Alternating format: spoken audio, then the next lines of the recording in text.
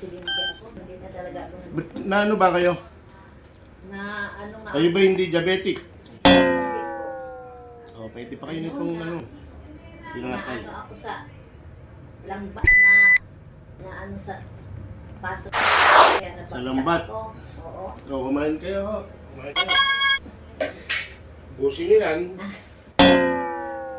Eh, itong tuhod ko ang ano, maigi naman ano, walang pina-x-ray ko, hindi naman daw ano.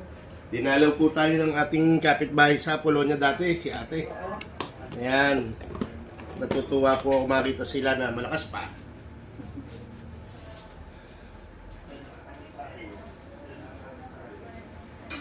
Kain na kayo.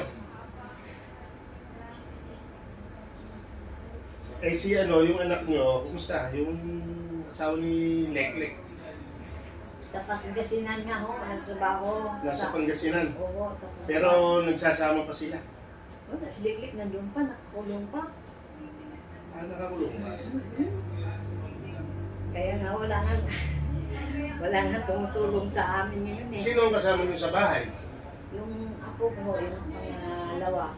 Anak nila? Oo. Yun ang kasama ko po. Sabi ko nga eh, mabuti na lang po may nagpapaaral din sa kanya. Kaya ano din yung kabit ata noon, kasamahan nila sa kulungan. May natulog. Oo, yun ang natulog. Ano bang grade na? Grade 12 na po. Good morning po, ma'am. Saan po gagamitin? Ano Sa po? national Sa assistance. school po yan. Sa iba'y talakta. Opo.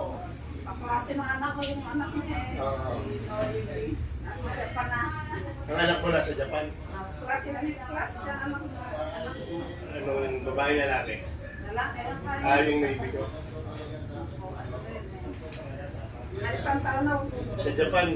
Opo. Mahirap na trabaho. Eh, pag naman nakapagtrabaho, maganda naman ang dito Sa ano doon. sila kape. Sa airport na ano mga pagkain. Oh, di maganda. Basta sa Japan, maganda. Yawa naman na yun si ang ano lang ay yung samba. Buti malapit sa kapilya. Ah, oo. Importante sa inyo yun, ano? Parang walang sima na, ano, no? Siman, bawal. Bawal. Dati pwede. Eh, hindi na.